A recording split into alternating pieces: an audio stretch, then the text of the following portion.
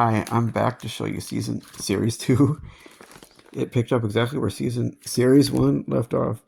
That's card number 91. Boy, aren't these cool. This is original art from the movie. I always thought that was the neatest one. But that one, of course, is the most imposing.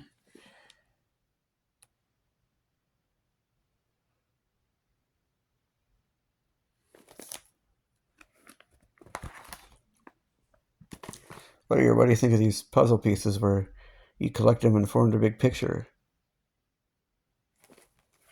And you could form a smaller one on the back.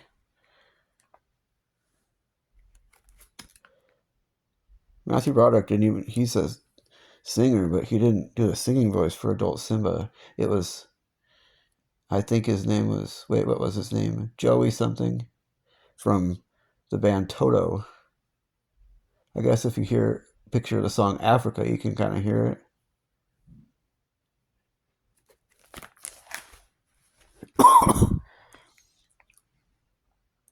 And look at these.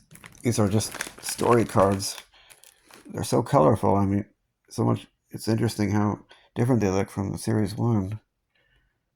So much richer color. You know, I don't even remember the movie having animation this rich.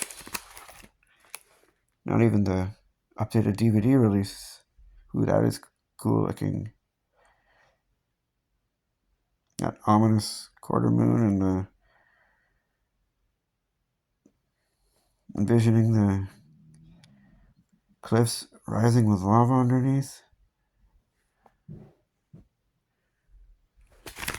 Thought that was the coolest villain song.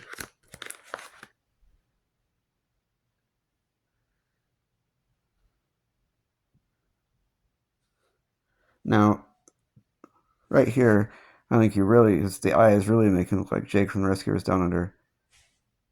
That is a borderline creepy picture, you ask me. There's that frantic Pumbaa again. Not the character, but he was pretty frantic right there.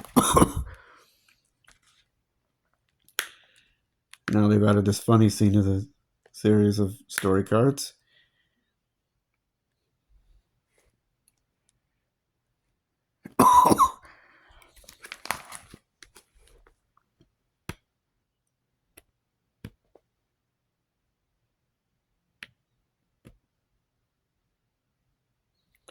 And all's well again.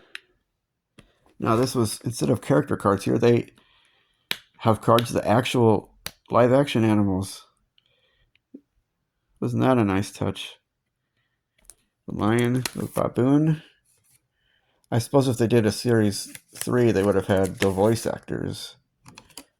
Jonathan Taylor Thomas, Matthew Broderick, James Earl Jones, Rowan Atkinson, Whoopi Gold. Oh, I'm getting off topic here. There's the meerkat. Isn't that so cute? I remember being at a zoo in Florida around Tampa once, where I was just all alone, and it was just so intimate. So you could easily just jump in there, and they all wanted to hang out with me. Look at the hornbill. It looks quite a bit different from Zazu, I'll say. Hyenas. They're cute, aren't they?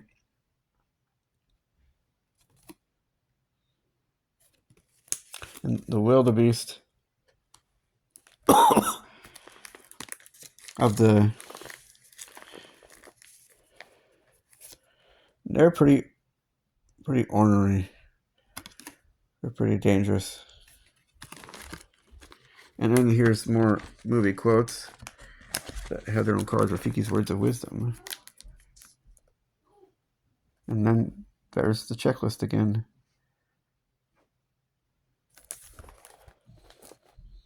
Now the chase cards here are a little different. I mean, we have the pop-ups, which, again, the numbers pick up from Series 1, where F5 was Scar, it was the last one. Here's F6. What do you want me to do? Address and drag and do the hula? I found 3 of these when I originally collected them.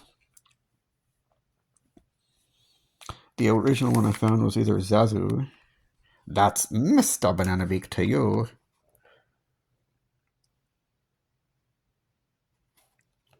Neat, huh? Pop-up number 8.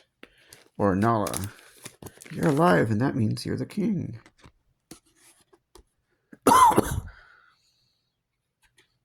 P9. And around that time, I also found Timon. What do you want me to do? Dress and drag and do the hula? I had no idea what drag meant back then. And the ones I didn't find as a child, Timon. I think this is my favorite, actually, of this series of pop-ups. Homers, where are your rump rests?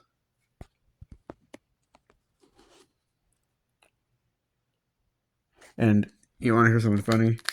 I remember my brother, he liked Nala the best and didn't like that Simba got most of the spotlight.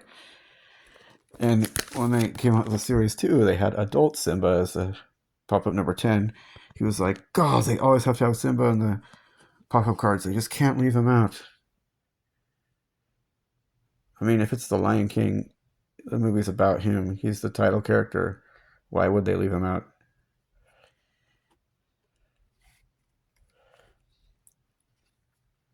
And these were the easier to find chase cards that were only 1 in 9 packs. Therma graphic. You can feel the texture of the art. Isn't that cool? Right there. This card looks like Shere Khan. It's interesting. They both, you know, they remind a lot of people of each other. Scar is known for his Shakespearean type personality. In fact, The Lion King was a Shakespearean story based on Hamlet and based on the life of the story of Moses. This was the original one I found.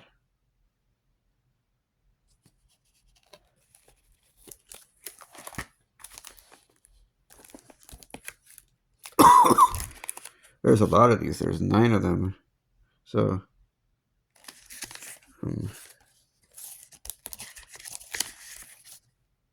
let's rustle up some grub, I believe that one's called. Yeah. The circle of life is complete.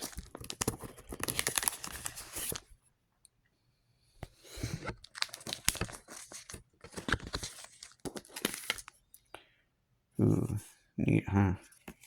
And I remember finding this one in my original collecting days. Probably this might be for the tactile collector. And this one, oh, looks pretty ticked off. This is the final in the entire final card in out of series 1 and 2 out of all the Lion King trading cards. Wait a minute. I still haven't showed you the rarest in this series, which were the foil border cards. 1 in 90 packs. I guess you can see why these were hard to find.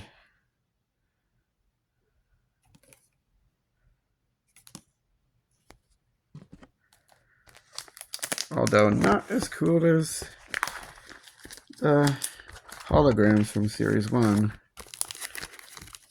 But my gosh, isn't that nice?